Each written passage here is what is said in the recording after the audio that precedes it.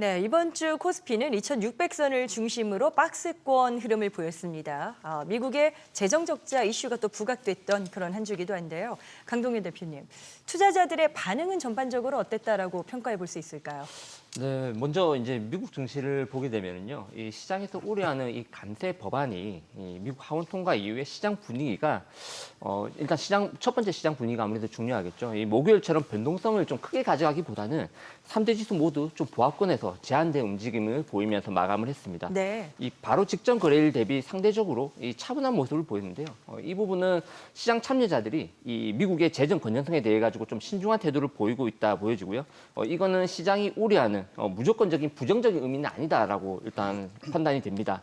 감세 법안이 향후 10년간 이 3.8조 달러의 재정 적자를 이제 추가로 발생시킬 것으로 예상되고요.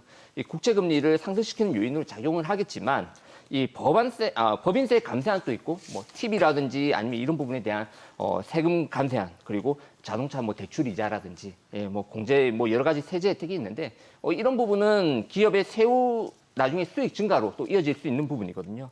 일단 트럼프 행정부에서는 이런 감세안이 없다라고 하면은 사람들이 세금이 늘어나니까 이 세금이 늘어나게 되면은 소비가 줄고 또 경제가 이제 후퇴할 수 있는 만큼 반드시 시장에서는 좀 필요하다라고 생각하는 모양새입니다. 네. 예, 그러면 우리 증시를 일단 봐야 되겠죠. 그럼 이런 법안에 바이든 정부에서 이 지원을 약속했었던 세금 공제라든지 아니면 뭐 보조금 축소 그리고 이런 내용이 담겨져 있다 보니까 태양광을 포함한 재생에너지 기업에는 좀 치명타를 미치지 않았나 생각되고요. 2차 전지도 여전히 약세입니다. 미국 보조금 문제가 걸려있던 우리 증시의 주요 업종들도 전체적으로 제자리 걸음을 하는 모습이에요.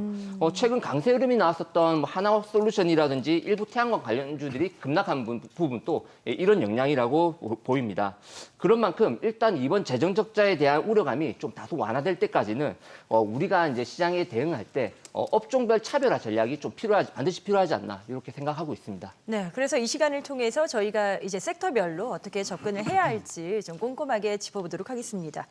자, 백진수 대표님께서는 어떠세요? 지금 시장의 어떤 향방이 어떤 자리에 놓여 있다고 판단하시는지 궁금해요. 네, 일단 그동안 나스닥도 그렇고 유럽장도 그렇고 국내 증시도 이제 어느 정도 좀 빠른 속도로 올라왔거든요. 그래서 이제 쉬어가는 타이밍이 지금 찾아왔다고 보는데요. 네. 일단 차익 실현 빌미가 나온 거라고 봅니다. 수요일 밤에 이제 미국 시장에서 20년물 국채금리 국채 입찰이 있었는데요. 이게 좀 실패를 했습니다. 그러면서 이 10년물 국채금리랑 20년물 국채금리가 갑자기 점프를 하는 이런 현상이 나타났고 이게 이제 시장의 조정의 빌미가 됐었는데 네. 그 이후에 보면은 더 이상 추가 하락은 하지 않고요. 그리고 또 그 이후에 이제 그 하원에서 감세안이 통과됐다는 소식이 나왔음에도 불구하고 시장이 견조한 모습을 보이고 있습니다. 이 얘기는 아직까지 시장이 좀 살아있다 이렇게 느껴지고요. 또 한 가지 지표가 이제 비트코인을 보게 되면 그 최근에 이번 주 같은 경우에는 이제 고점에서 좀 쉬어가는 흐름이 나왔을 때 이번 주는 좀 전체적으로 시장이 쉬었잖아요. 근데도 그렇죠. 비트코인은 계속 신고가 행진했다고 맞습니다. 했거든요. 네. 이런 걸 보면은 비트코인도 어떻게 보면 위험 자산이고 우리 주식이랑 거의 흐름을 같이 하는데 비트코인의 강한 흐름을 보니까 이게 조정이 나와도 아주 깊은 조정은 안 나오겠구나라는 느낌이 듭니다. 그래서 어쨌든 시장은 지금도 좋게 보고 있고요. 그리고 두 번째 포인트는 그겁니다. 그러면 이제 감세안을 통과를 만약 시키게 되면 아까 앞에서 우리 저기 대표님께서 말씀해 주셨다시피 재정 적자가 훨씬 심해질 텐데 이거 어떻게 하려고 그러냐. 그러니까 국채 금리가 급등하는 거 아니냐. 이런 논리가 있는데요. 지금 트럼프 행정부에서는 GDP가 3%가 나오면 이 재정 적자 문제를 해결할 수 있다라는 이야기를 하고 있습니다. 3%가 나오면. 예. 네. 그래서 GDP가 그러면 3%가 과연 나올 수 있을 것이냐. 이 부분에 대해서 이제 시장은 각자 판단을 해야 되는 상황인데 어떻게 보면 이제 원리는 그거죠. 뭐 관세 수입도 있을 수 있고 그다음에 이번에 대규모 투자를 이끌어냈잖아요. 중동에서 AI 투자가 있기 때문에 여기에 AI 수요에 대한 어떤 기대감 그리고 또 미국의 이제 투자를 계속 유치를 하겠다. 그리고 IRA 이제 세제 공제 혜택을 축소를 시키면서 여기에 대해서도 돈이 나갈 거를 안 나가게 되면 재정 적자를 충분히 메울 수 있다라는 논리를 피고 있거든요. 트럼프 행정부에서는. 네. 결국엔 이거에 대해서 시장이 이제 믿냐 안 믿냐 아마 게임으로 갈 것 같다라는 생각이 드는데 저는 이제 긍정적으로 보는 이유가 경제 지표가 지금 깨지질 않고 있습니다. 최근에 나온 인플레 지표도 양호했고요. 그리고 고용 지표랑 PMI 지표도 어젯밤에 나왔는데 괜찮았거든요. 그러니까 이런 것들 봤을 때 지표가 아직 안 깨지네. 또 하나는 신규 모멘텀이 붙은 섹터들이 꽤 많다라는 건데요. 업종별로. 일단, 네. 중동 대규모 투자로 인해서 이제 AI의 신규 모멘텀이 붙었지 않습니까? 그래서 엔비디아가 주가가 또 빠른 속도로 올라오는 거 보면 AI 쪽에 있어서 어떻게 보면 미국의 가장 핵심 산업이 성장 산업으로 자리 잡았는데 이쪽에 돈이 유입될 수 있겠구나라는 부분, 그리고 여기에 따라서 이제 뭐 데이터 센터 투자 같은 경우도 좀 멈춰 있다가 다시 대규모 투자 이야기 나오기 시작하고 있어요. 그리고 이거에 딸려서 이제 원전이라든가 LNG라든가 이런 전력 부분도 문제가 되기 때문에 네. 전력 부분에도 성장 모멘텀이 붙었다. 그래서 이제 아직 시작도 안 한 어떤 모멘텀들이 있는 섹터들이 꽤 많이 포진한 부분을 보게 되면 시장이 아직까지는 우리가 단기 조정을 거치고 다시 상승할 가능성이 크지 않을까라고 보여집니다. 투자자 입장에서는 정말 또 여전히 대응이 쉽지 않은 그런 장세인 것 같습니다. 지금 짧게 트레이딩으로 가야 되냐, 아니면 저가로 조정받을 때마다 모아가는 전략을 취해야 하냐, 뭐 여러 가지 갈림길에 놓여 계시죠. 김동관 대표님, 예. 이럴 때 뭐 어떤 전략으로 가는 게 더 유리하다 보세요? 어떻게 해야 될까요? 그러니까 이제 시장의 방향을 사실 이해를 하셔야 됩니다. 그러니까 지금 현재 증시가 이제 변동성이 확대되고 있는데 그 이유가 환율이나 이제 금리, 이제 달러 가격, 이제 원화 가격 이런 것들에 대한 변동성 스프레드가 굉장히 커지다 보니까 사실상 이제 자금에 대한 급매물이 나온다라고 볼 수가 있는 거거든요. 그래서 이런 시장은 사실상 좀 어려운데요. 오늘은 이제 기본적인 좀 원칙에 대한 부분들을 좀 말씀드리도록 하겠습니다. 그래 환율이 한 1,450원과 1,500원에서 이제 매매를 할 때랑 근데 환율이 이제 1,370원, 1,380원에서 매매할 때 업종은 좀 다를 수가 있다라는 부분들. 네. 뭐 특히나 이제 환율 수혜 업종으로 보면은 이제 바이오, 코로나, 식구라고 볼 수가 있는데 이것이 이제 원료 수입을 보통 이제 많이 하는 업종이고 또 이제 요즘에 보면은 이 화장품도 완제품보다는 화장품 원료를 생산하는 이제 그러한 기업들의 주가가 좀 강세를 보여주고 있거든요. 그래서 네. 이런 부분들은 이제 환율로 인해서 이제 움직임에 대한 폭들이 이제 크다고 보시면 좋은데 이런 것들은 이제 트레이딩 전략에 대한 부분으로 보시면 좋겠고 이제 그다음에 우리 시청자분들이 지금 고민을 많이 하고 계신 게 이제 1,450원에서 1,500원에 주로 거래를 많이 했던 것들이 이제 2차 전지나 이제 반도체 업종인데 지금 현재 보면 이제 반도체나 2차 전지 업종 같은 경우는 이 공매도 대차 거래가 계속적으로 증가되고 있는 부분들이거든요. 그래서 이런 경우에는 이제 비중을 좀 축소를 하시면서 다른 업종을 보는 것이 또 중요하다는 부분을 말씀드리도록 하겠고요. 또 한 가지는 이제 지금 보면은 에너지라든가 전력기기 또 원전, 조선 같은 경우는 지금 현재 주식시장의 가장 꼬시고 또 가장 강세를 보여주고 있는 사실상 어떻게 보면 이제 수혜주고 주도주라고 볼 수도 있는 업종이거든요. 네. 그래서 이런 업종 같은 경우도 지금 변동성이 굉장히 크다 보니까 하루는 급락이 나오고 하루는 급등이 나오는 이런 모습이 나타나다 보니까 한 번에 매수를 하지 말고 점진적으로 모아가면서 가급적이면 내가 버틸 수 있는 비중으로 중장기 거래를 하시는 것이 좀 더 유리한 전략이 아닌가 그렇게 보여지고 있습니다. 자, 시장을 전체적으로 크게 볼 때보다도 이 종목별로 파고 들어가면 사실 더 복잡해지거든요. 더 어려워지고 너무나 이제 빠른 또 움직임들이 중간중간 나타나기 때문에 김호영 대표님께도 이제 전략을 들어봐야죠. 어떤 선택을 취하는 게 낫다 보세요? 저는 지금 앞서 김동관 대표님이 말씀하시는 게 정답이라고 생각하는데요. 그래요? 지금 무엇보다 중요한 건 뭐 짧게 가냐 길게 가냐가 아니라 비중 조절을 해가면서 리스크 관리를 하시는 게 가장 중요할 것 같습니다. 지금 최근에 지수 하락폭이 그렇게 크진 않지만 지금 기간 조정이 길어지고 있거든요. 이 과정에서 종목들의 변동성이 굉장히 극대화되고 있고요. 지금 거래대금이 일평균 거래대금이 늘어나고 있다고는 하는데 이 거래대금과 거래량은 회전율에 대한 부분입니다. 네. 그러니까 시장에 예탁자산이 얼마나 되어 있느냐가 증시의 관심도지 지금 거래대금이 늘어나고 있는 건 그만큼 변동성이 더 크다. 사고팔고가 빨리 일어나고 있다는 건데요.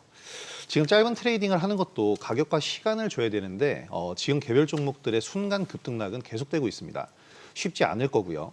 그래서 지금 매매 시에 가장 중요한 부분이 이제 비중 조절이라고 말씀을 드리는 건데 이슈를 타고 차트를 만든 종목을 매수를 해도 빠르고 짧게 오르면서 거의 뭐 매도할 시간조차 주지 않는 경우들이 많습니다. 네. 지금 진짜 그렇게 극단적인 상황이고 맞아요. 네. 하락하면서 손절을 하면 그 가격 이탈한 다음에 다시 끌어올리는 이런 극단적인 모습이 나와서 또 허탈하게도 만들고 있는 그런 변동성 장세입니다. 그래서 지금 매수할 때 비중 자체를 적게 잡고 하락 시 손절보다는 좀 추가 매수를 하면서 모아가는 전략. 대신 여기서 전제 조건은 그만큼 명분이 확실한 종목이어야겠죠.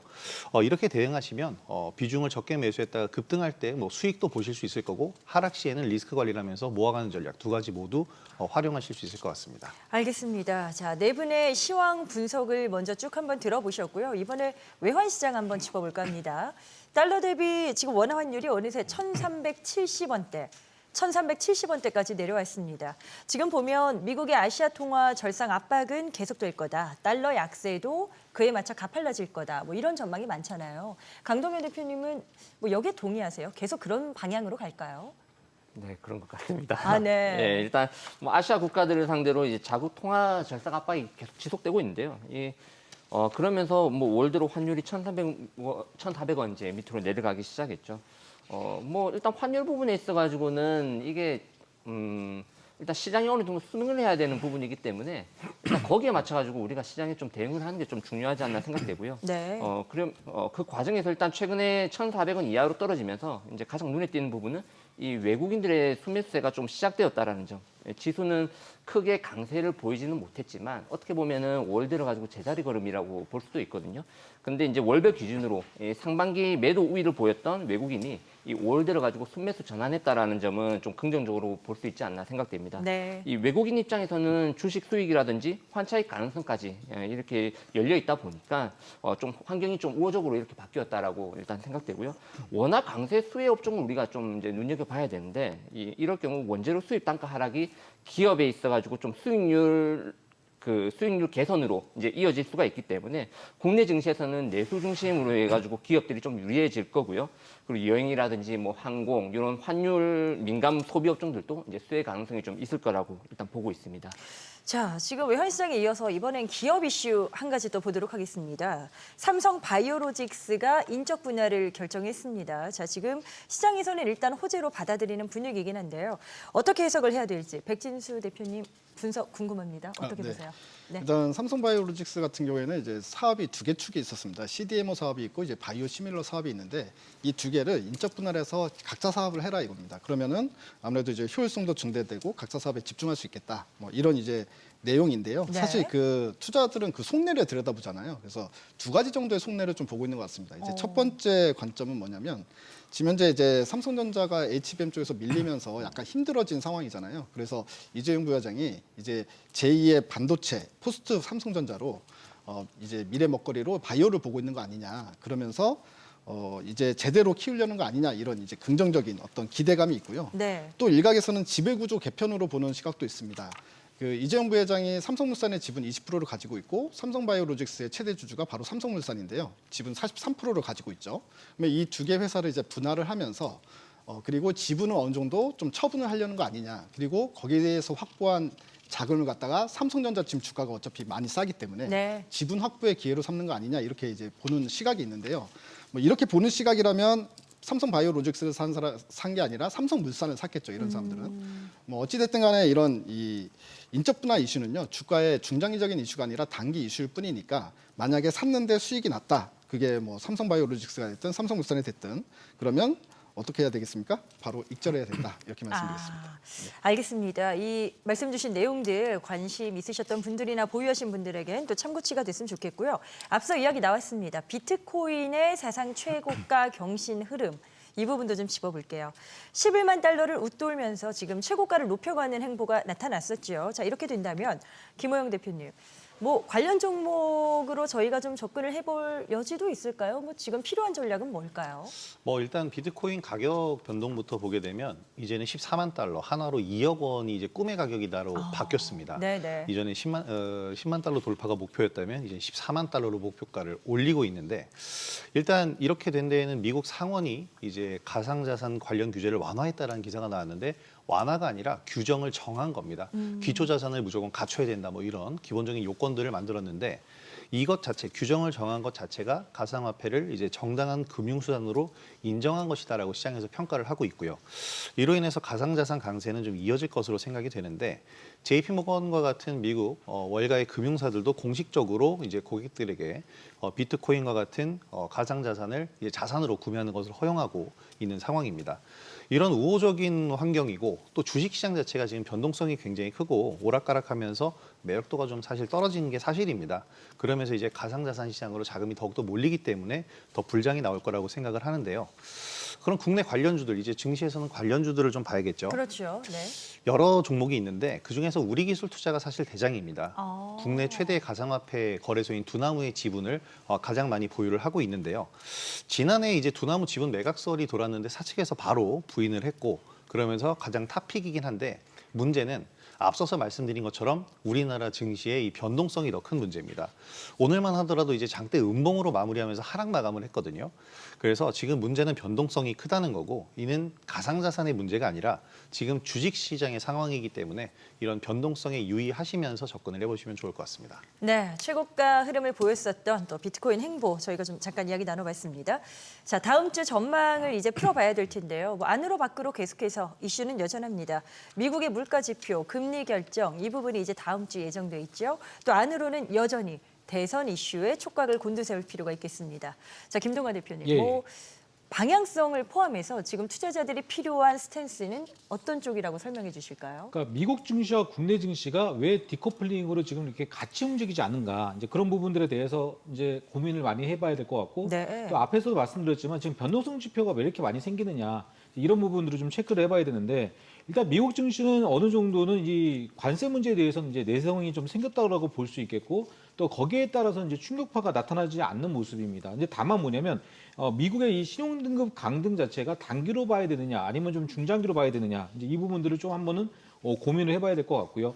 특히나 이제 시중금리 변동성 지표인 이 국채 수익률 자체가 급등이 나오면서 사실은 이제 미국이 금리를 인하하지 않아도 금리 자체가 평균적으로 좀 올라가는 효과가 지금 나와 있는 상태거든요.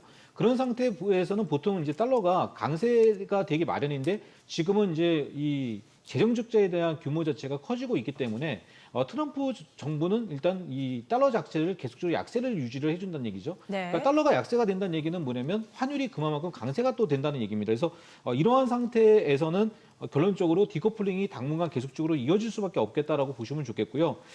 조기 대선을 앞두고 이 원화 강세가 계속적으로 이어지고 있는 상황인데 여기서 또 체크 포인트는 원화가 1,370원에서는 외국인들이 섣불리 이 코스피와 또 코스닥 또 이 선물 시장에서 매도를 하기가 어렵습니다. 그러니까 이유는 왜 그러냐면 현물 시장보다 더 큰 게 선물 시장이고요. 선물 시장보다 더 큰 게 외환 시장인데 어차피 선현물에서 수익이 나도 이 외환 시장에서 손실이 나면은 결국에는 그만큼 큰 손실이 나기 때문에 그렇다는 얘기고 또 어제 같은 경우는 외국인들이 선물 한 5천억 정도를 매도를 했는데요. 네. 금일 같은 경우 보니까 선물 한 3천억을 오히려 다시 또 매수를 하더라고요. 그래서 그런 부분을 봤을 때 외국인도 굉장히 지금 오락가락하는 투자 방식을 가지고 있구나 좀 그렇게 볼 수 있겠고요.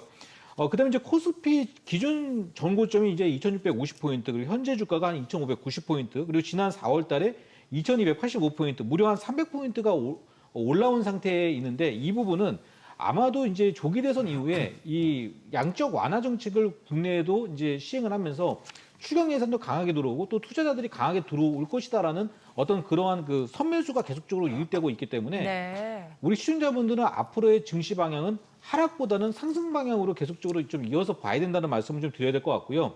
에너지 전력기기, 조선 방산 등 이 트럼프와 신정부 정책 수혜주로 수급이 이제 몰리는 현상이 6월달 이후에도 저는 계속적으로 나타날 것으로 좀 보여주고 있습니다. 그래서 원화 강세 수혜 업종이 KBT 화장품, 또 의료기기, 바이오 업종을 좀 탑픽으로 보고 있고요.